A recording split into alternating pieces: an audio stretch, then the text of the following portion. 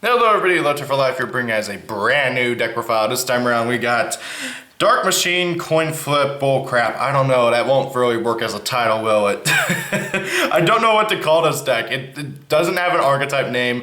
People just been calling it Coin Flip, but it's only got one Coin Flip monster. Well, two really. So I don't know what to call it. It's the new stuff from Legendary Duelist 2. Personally, I like the name Heavy Metal Raiders, naming it after the field spell, but I don't know if that works as well. I don't know. What do you guys think? What name do you think this would work with? I'm personally just going to go with Heavy Metal Raiders for the title and stuff. But anyway, so this deck, it's Dark Machines. Everything in here is pretty much a Dark Machine. The new stuff is really cool that we got out of Legendary Duelist 2. It's pretty good. It just kind of lacked a home. Same thing with the stuff that I tossing in here because I figured that they worked really well together, and in all my testing it has so far, and I love it. Really fun deck. This is definitely not something I would ever take to a tournament. Maybe if I had a super casual locals, but as I've mentioned before in my other videos, I have a super competitive locals, so it's really hard to have fun with casual decks at my locals, but I digress. So on to the deck profile. First and foremost, we got Desperado Barrel Dragon as a 3 of. Desperado is the deck's, one of the deck's two primary boss monsters. He's an amazing card. If a Dark Machine you control is destroyed by battle or card effect, you can spell summon it from your hand. During the battle phase, as a quick effect, you can toss a coin 3 times, and then destroy monsters on the field up to the number of heads that were flipped. And if you get 3 heads, you get to draw a card as well. He can't attack during the turn that you use that effect, but it's really nice for just field clearing and letting your other monsters get some attacks in. And then if he is sent to the graveyard in any way whatsoever, you get to search out any level 7 or lower coin flip monster. Now you might be thinking, oh, he can search out himself. No, he's level 8. He's the retrained barrel dragon, but he's one level higher, which is incredibly annoying. But however, because he's level 8 and because of the other deck's boss monster being 8, I'm playing some trade-ins, so that helps out. Fun fact, this guy's effect does trigger off of being traded in, so if you activate trade in, pitch him, you can search out any level 7 or lower coin flip monster, so you essentially just got 3 cards for the price of 2, which is pretty nice. Next up for the other main deck boss monster, we got Triple Cracking Dragon. Triple Cracking Dragon, oh my god, I love this card. Honestly, this is almost the deck's real boss monster, but you really got to have both of these on the field to really be able to maximize them. So, Cracking Dragon, he's a level 8, 3k attack, 0 defense, Dark Machine obviously. And then during, he cannot be destroyed by a battle with an opponent's monster that is equal to or lower than its level. So basically, any monster that has a level that is equal to or lower than it cannot destroy it by battle, which is really mean. But however, obviously nowadays it's not as relevant because your opponent can just make an Xyz. Something as simple as Dark Rebellion could run this over.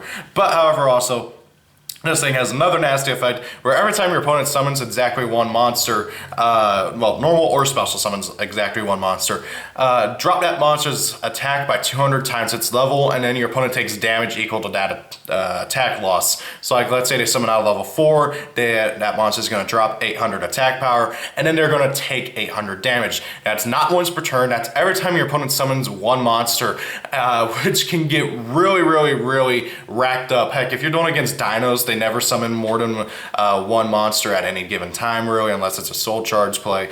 And that damage can just rack up. And that goes for other decks too, because the thing is that your opponent has to summon monsters with levels before they can make an Xyz or a Link.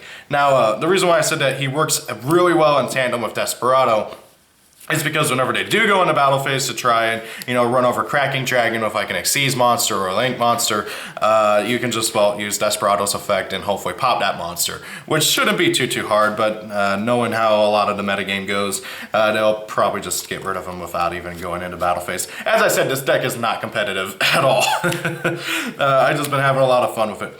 Next up, we got Triple Jack Wyvern. So this guy's pretty interesting. Once per turn, you can target one Dark Machine in your graveyard, banish another monster, and discard. Special summon that monster from your graveyard. It's a pretty good revival effect, helps out with mid to late game shenanigans, and also it's a lot easier to resolve thanks to Heavy Metal Raiders and a few other stuff. So it's a pretty good effect, but you mainly use them for the rank 4 shenanigans.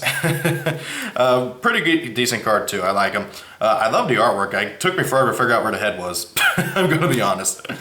Okay, next up we got triple BM4 Blast Spider. This guy's pretty interesting. Once per turn, you can target a dark machine you control and one face-up card your opponent controls, destroy both. If a monster your opponent controls is destroyed by the effect of a machine monster, burn your opponent for half that monster's attack power. You can only use the second effect. It's a hard once per turn, and the first effect, where you can target one monster on each player's field, basically, is not a hard once per turn, but it is a once per turn effect, so you gotta have multiple BM4 Blast Spiders to get that effect off multiple times.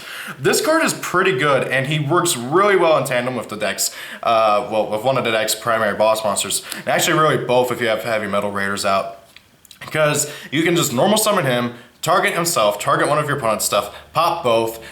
Desperado's effect will special summon himself from the hand, and if you have Heavy Metal Raiders, you can summon out Cracking Dragon too, which is really stupid. I love that a lot, but still, pretty good card overall. And then we got triple Hackworm. Hackworm is pretty cool. He's kind of like a reverse Cyber Dragon. If your opponent controls no monsters, you can special summon him from your hand. He really is only really good in the first turn, but however, if you clear your opponent's board with a Desperado and a Cracking Dragon, you're going to be able to use his effect to summon himself even more so.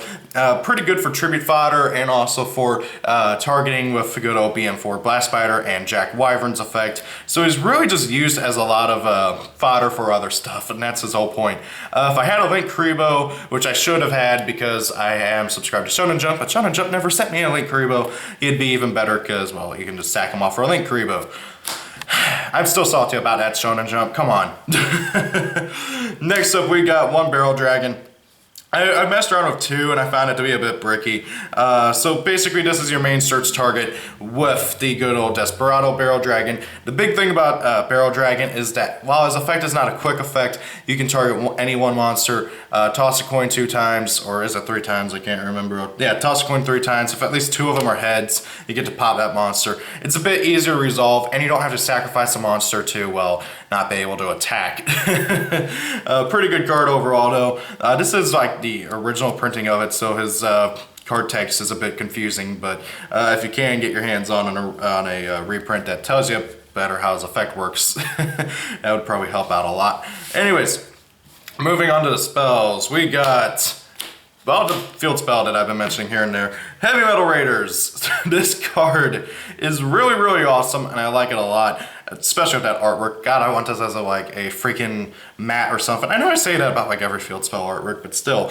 So Heavy Metal Raiders is a really good field spell. The first time each and every single one of your dark machines that you control would be destroyed by battle, they are not. And then if you took damage from that battle, that monster that would have been destroyed gains attack equal to the damage that you took as long as the field spell is out on the field. And then once per turn, if a if a card your opponent controls is destroyed by battle or card effect of a dark machine that you control, you can special summon a dark machine from your hand. Really powerful effect. As I said, it combos really well with BM4 Blast Spider, Barrel Dragon, and Desperado Barrel Dragons, so that even though we're running a lot of high level monsters, we can just keep on summoning them from the hand with this card, and that's the general idea of it. Yeah, every effect, well, with the special summon effect is a once per turn, but it's still a really powerful effect. It can resolve on your opponent's turn, like let's say your opponent goes into battle phase and you use Desperado's effect to pop something, and then you can use this card's effect to summon out somebody from your hand. Really good. It doesn't have to be any of the big guys too. If you really don't want to, you can summon out a BM4 Blast Spider or a Jack Wyvern if need be, but it still was really helpful. And the deck really does fall apart without the field spell, and so we are playing triple terraforming because, again, this deck falls apart without the field spell. So triple terraforming kind of goes without saying. Then we got triple trade-in. So this is mainly just to get Cracking Dragon and Desperado Barrel Dragon out of our hands and to get us more cards. If we put good old Desperado, we'll get, well, a third card, which will probably be Barrel Dragon too. It's really nice. A very useful card in this deck. And then to pair with it, I also got 2 Allure of Darknesses. Now the reason why I'm playing 2 Allure and not 3 is because this deck really does not want to banish its monsters. I would much rather have them in the graveyard where I can soul charge them back or call to haunted them back. But yeah, I digress. It's still good, it's just not as good, and it has led to me having to discard my entire hand a few times because of the amount of spells and traps this deck plays. Next up is Err Cracking Storm. I played 2 of this card. This card is really good, and I like it a lot. So you equip it onto only a machine monster. It can only be equipped onto a machine monster is what I should say. And then once per turn, when that machine monster destroys a monster in battle, you can have it gain this effect to where it can attack a second time. But however, if you use this effect, other monsters you control cannot attack. The idea is that you equip this on the Cracking Dragon while you have Desperado out, and then you use Desperado's effect to clear out as many monsters as you can on your opponent's side of the field, and then Desperado already can't attack, so it doesn't matter about this. So then you have Cracking Dragon just be able to attack twice, which is really great. Helps out a lot. It's a nice little, as I mentioned, a Cracking Dragon and Desperado Dragon go hand in hand, and this card just further helps that. Now, if you absolutely need to, you can equip it onto something like a Jack Wyvern to be able to attack multiple times as well. Really useful equip spell. I like it a lot overall. If I haven't made that clear enough already. 2 Fool's Burial Goods. This is mostly just to get Proton Blast in the graveyard. Generally speaking, you want to try and have at least 1 Proton Blast in the graveyard so you can resolve it if need be. And then you want to try and have Proton Blast on field as well, because Proton Blast is such an amazing trap card once we get to it. Really useful card overall. So this just helps get it in graveyard. And then 1 Dark Hole just to get rid of stuff. And again, we don't really care if our stuff gets destroyed because, well, that can just summon out Desperado. 1 Soul Shard to get everybody back. 1 Fool's Burial to get stuff in graveyard so it can call to Haunt in the back or Soul Shards in back. And then onto the trap cards. First and foremost, we got triple Proton Blast. This card is really good. So once per turn, when an effect that requires 2 or more coin flips, I think, when an effect that tosses coins immediately is activated after it resolves, apply the following effects depending on the number of heads. 1, inflict 500 damage to your opponent. 2 or more, destroy 1 card your opponent controls. And 3 or more, look at your opponent's hand and discard 1 card from your hand. Then when an effect is activated, it tosses 2 or more coins. You can banish this card from the graveyard, treat all results as heads. So this is a really powerful card. You generally want to try and have 1 to 2 of them out on field, because even though it's a once per turn effect, it's not a hard once per turn. So if, like, let's say you have 2 of these on field and 1 in grave, and you activate Desperado's effect, you can banish the 1 in grave, treat them all as heads, and then you're going to get these effects twice each. So you're going to get to burn your opponent for 1,000 damage. You're going to be able to get to pitch 2 cards out of your opponent's hand. You're going to be able to pop 2 cards on their field, in addition to the number of cards that you popped with Desperado's effect, which can be up to 3 thanks to the treat everything as heads thing. So you can just trigger so much ridiculous stuff. Now, again, yeah, unfortunately, getting 2 of these on field and 1 in grave is not the easiest thing in the world, and it might be tempting to get another one in graveyard with Fool's Burial Goods, but that's like the ideal thing, though, is to try and just really be able to rack up all that advantage. And even then, you will occasionally get triple heads without needing this card in graveyard, so having it on field even then will still help out a lot. And hey, the extra burn damage is really nice. This deck does so much burn damage, it's kind of ridiculous. Moving on, we got 2 Call to Haunteds. I was kind of flip-flopping between 2 and 3. I decided to resolve with 2 for now. I'm probably going to test it out more and go with 3 eventually. But right now, 2 has been working out pretty well. I usually see it pretty early on, so then I can just start reviving my stuff. Funnily enough, for as little traps that this deck plays, I see so many of them pretty easily. And then 1 Solemn Judgment to be able to say no to my opponent's stuff. Now then, on to the extra deck. So I'm going to be completely and totally honest, this deck does not go into the extra deck hardly at all. So you have free reigns to do whatever the hell you want with the extra deck. If you, for some reason, do want to take this to a tournament, you can easily side in, or heck, even main Ghost Reaper, so that then you can just fill the extra deck with stuff to counter the meta and counter, you know, Pendulum Magicians and all that. But this is what I'm currently playing for now. You'll notice that there are no links because this deck just does not go into the extra deck ever, so it doesn't really come up like ever. So first and foremost, we got 2 Sylvan Princess Sprite. She's quite honestly the best level 1, rank 1 out.